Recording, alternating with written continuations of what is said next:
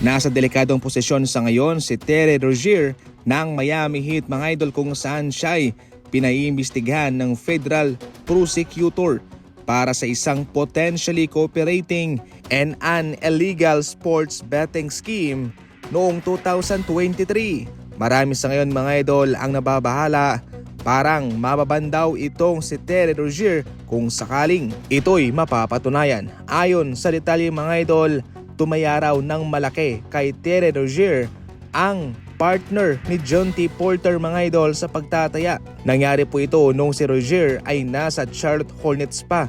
Tumayaraw ito ng napakalaki mga idol sa kanya. Alam nating lahat na tinitingnan talaga ng mga otoridad ang anumang potential na mga koneksyon ng mga kasama ni John T. Porter sa ibang mga manlalaro, dahil doon nila makikita mga idol kung mayroon din silang mga koneksyon o mga kapartner na ibang players sa NBA. Mabigat ang kaparusahan dyan mga idol, at katulad ni John T. Porter na tuluyang nabana for life sa NBA mga idol. Para sa inyo, ano ang komento ninyo patungkol dyan? I-comment lang.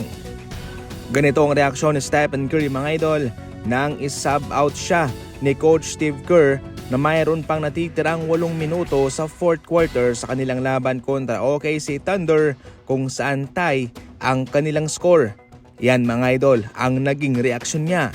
Alam nating lahat na mayroon ng mga issue patungkol dito, na itong sa Stephen Curry ay mainit, nasa magandang buwelo, mayroon siyang rhythm na maglaro, pero siya ay sinasub out ni Coach Steve Kerr. At sa kanilang laban kontra OKC Thunder mga idol, nangyari ulit ito.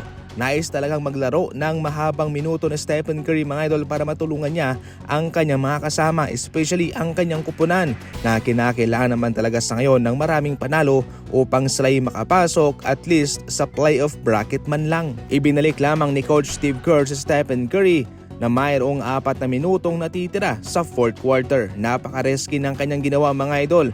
Swerte nga at maganda naman ang nilaro na mga kasama ni Stephen Curry habang siya'y nasa bangko. Hindi naman siya nagtagal at sinab out ulit siya at pinapasok na mayroong 3 minutong natitira.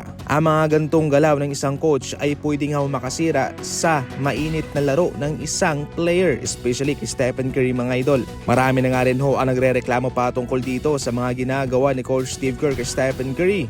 Para sa inyo mga idol, ano ang komento ninyo patungkol dyan? I-comment lang.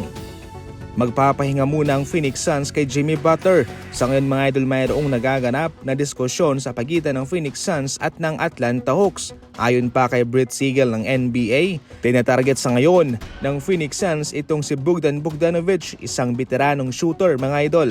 Siyempre sa Phoenix Suns, ang kanilang gustong ipalit dito ay nakasentro nga kay Jusuf Nurkic. Malakas ng big man ng Phoenix Suns na si Nick Richards. Ngayon, kanilang kinakailangan naman itong mga shooter na to para tumulong naman sa kanilang opensa, para tumulong sa workload kay Kevin Durant at kay Devin Booker, pati kay Bradley Beal mga idol, habang hindi pa ito na iti-trade. Yan lang muna sa ngayon ang ating mga balitang basketball. Walang kuskus balungos, direkta, prangka. Maraming salamat po sa panonood.